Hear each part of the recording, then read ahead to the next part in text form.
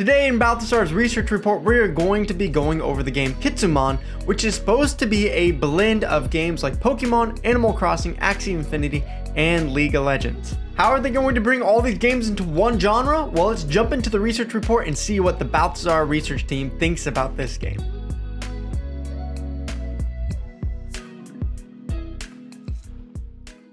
Kitsune is a mythical and supernatural creature. This iconic Japanese folklore features a nine-tailed fox. Kitsumon's lore is within a galaxy created from a big bang in the metaverse. It all happened as human technology evolved, causing a lot of traffic and the fusion of powerful technologies such as AI and blockchain in cyberspace. Then one day it all clashed, causing the big bang of the metaverse. As the shockwave of energy spread across the world's devices, causing power outages, a new galaxy was born, a world within a world. The world of Kitsumon is a beautiful world where technology, fantasy, and nature all exist in harmony.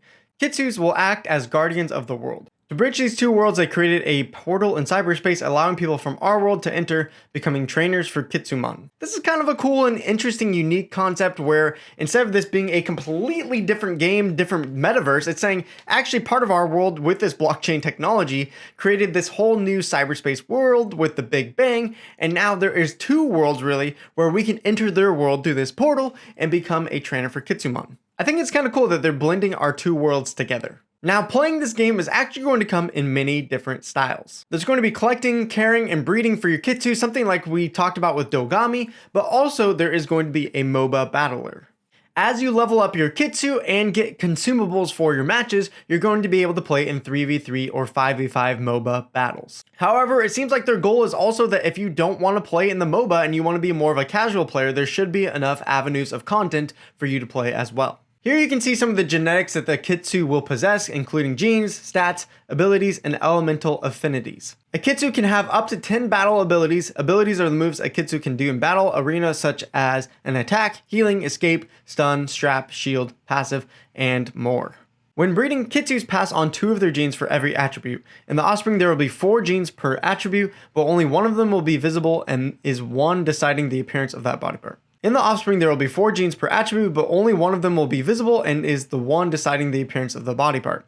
Hidden genes can be passed on to offspring, making it so that the breeding aspect will be complex and diverse, and genes can skip a few generations. They also have some mechanics to make sure one bloodline isn't a super powerful Kitsu, becoming the meta for the whole game.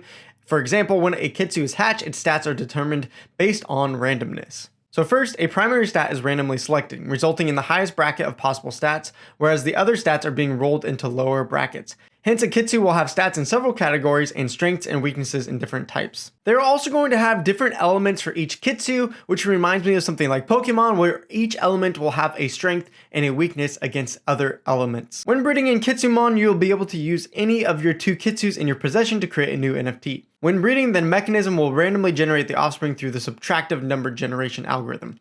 Each hybrid will have a range of 17 trillion possible outcomes. And the system will seamlessly combine the body parts through Kitsumon's state-of-the-art 3D rendering pipeline. I don't know about you, but 17 trillion seems like an insane amount of combinations, but I guess when you're adding that many genes, stats, different abilities, and elements, that there is a lot of combinations that this algorithm can create, especially if you can use any 2 of your Kitsumons that you have in your possession. This is going to make the game potentially feel more creative than a collector side. Rather than Pokemon, all of us trying to collect the exact same Pokemons, in Kitsumon, you're going to be able to create many unique different varieties. So it could be really a system of status where, hey, I have the most cool or unique looking Kitsumon. That's going to give the incentive for people to keep creating new Kitsus and show off their collection. Another unique thing that we found is that when a breeder sells a Kitsu, every subsequent sale of the Kitsu will give the creator a 1.25% royalty as a reward for creating such a remarkable creature. That is a really cool and unique concept. I haven't seen that done before. Usually it is just a marketplace sale and the team takes that percentage,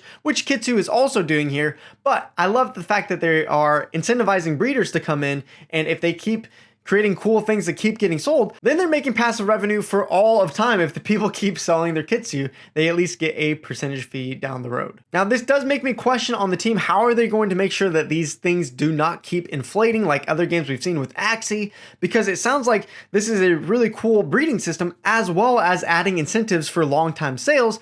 What is going to stop people from coming in and just wanting to breed more and more and more? That is a question that they need to answer, and I don't think they have given us sufficient information quite yet. Now let's jump into the profession part of the gameplay. There are plenty of different professions in Kitsumon, and you're either going to have to be a jack of all trade, but if you want to master a profession, it is going to require effort.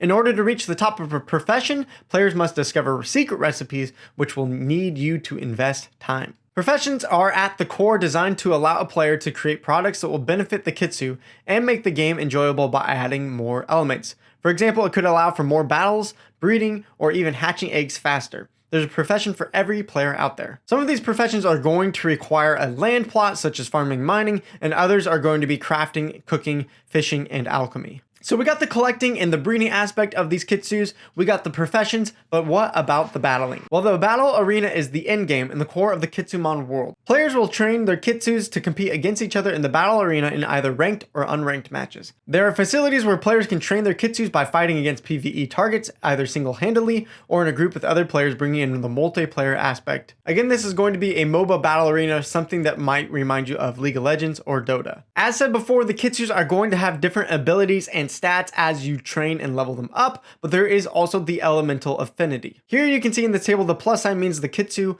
element will deal extra damage to a Kitsu of the opposing element. Likewise, the minus sign shows where a Kitsu will take increased damage. As stated before, there is also going to be boosts and items that you can craft with your professions and use them in the battle arena. Now, we don't know what this MOBA battle arena is going to look like. That is further down the road in development. However, even with the little information they do have about the gameplay now, I can't say that I'm fully optimistic about it. It's a cool concept, almost something that Illuvium is trying to pull off, where you actually catch your NFTs and then bring them to a teamfight tactics style of battle, except for Kitsumon is going to be more of that MOBA. The tough part about this though is how do you actually balance the gameplay? If you are bringing your characters in with different stats and abilities and a level into a MOBA, I think it could create some very unfair gameplay. I played a lot of League of Legends and I'm trying to picture going into mid lane as something like LeBlanc against Zoe, except for the Zoe already starts with higher stats with consumables and items.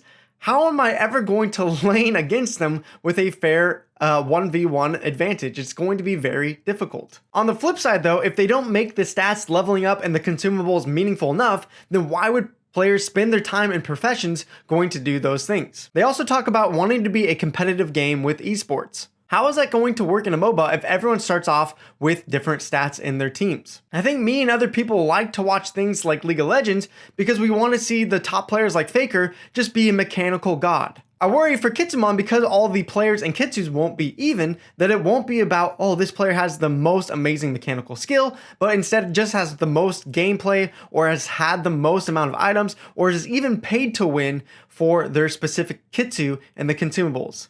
Pay to win is going to kill any esport integrity, and so that is a question I have for the team that I would love for them to answer. Kitsumon operates with a dual token economy where KMC is the exclusive currency token with a 100 billion token cap. KMC is used in all game parts from egg sales, shop purchases, trading NFTs, and more. KMC is also used to purchase candy, the in-game currency of Kitsumon. Candy is purely in-game and will act as a buffer to market volatility traded tokens bring. Candy can be spent on daily power-ups, subscriptions, items, and more. Of course, having a two-token system is like many other games. However, with their candy token, they differentiate a little bit. Candy is not a crypto token, but just an in-game currency that can be bought through the game with KMC.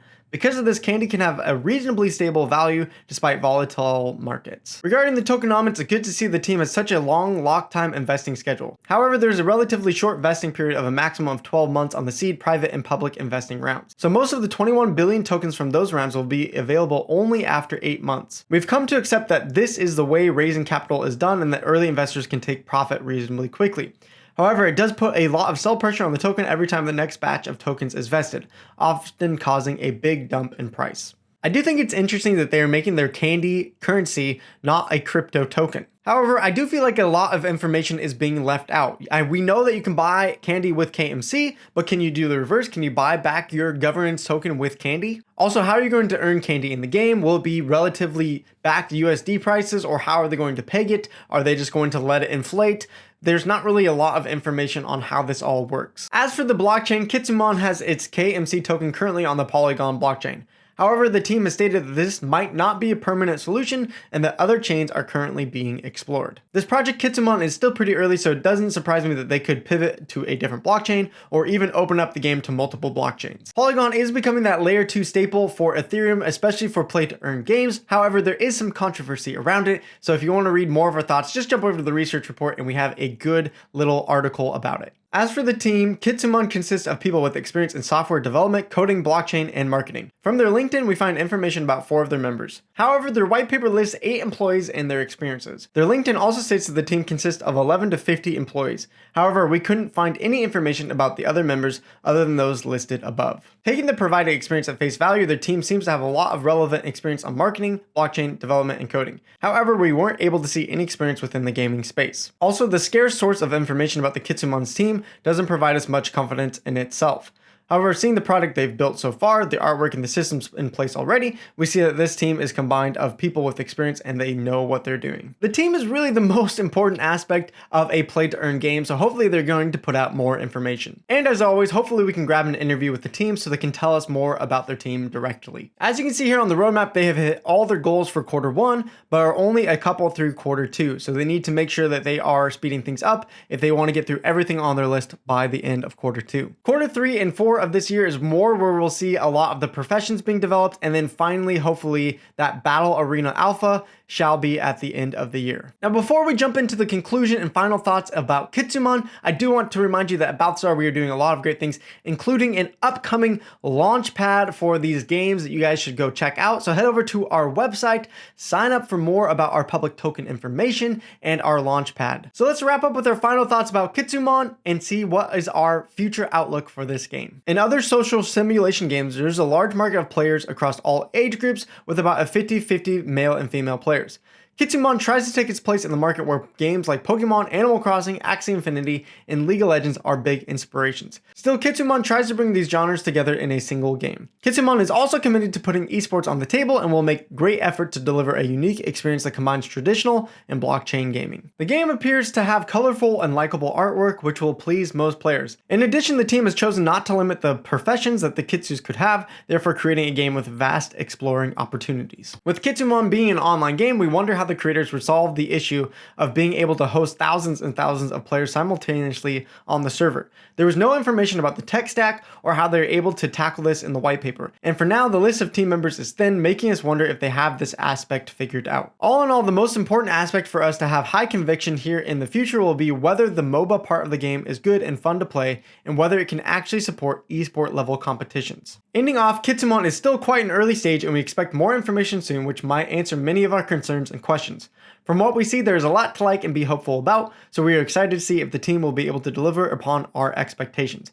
We are eager to play and give the game a real go when the time comes. I agree with our alpha team here at Balthazar. It does seem like we are pretty early in this project and there is just not enough information whether to really decide if we should jump into the game or not. They do have some very cool concepts and trying to combine many different game genres, but that also gives me a bit of a caution flag, wondering how are they actually going to fit everything together. As the team said, if the MOBA part of the gameplay isn't actually good, if it's not balanced well, and doesn't support esports very well with integrity, then what is left besides a game with some breeding and professions? I guess that would still create the Animal Crossing and Pokemon feel of the game, but they are pushing this MOBA pretty hard as well, and I think that really needs to be the key to their success. Until we can get an interview with the team and ask them more, how is the actual MOBA gameplay going to be balanced? That does give me some concerns. Of course though, if they can actually pull it off, this does sound like a really exciting game to be a part of. Only time will tell, so this is it for this video. I'll see you over here in one of these next videos. Salamat, gracias, and thank you all for watching.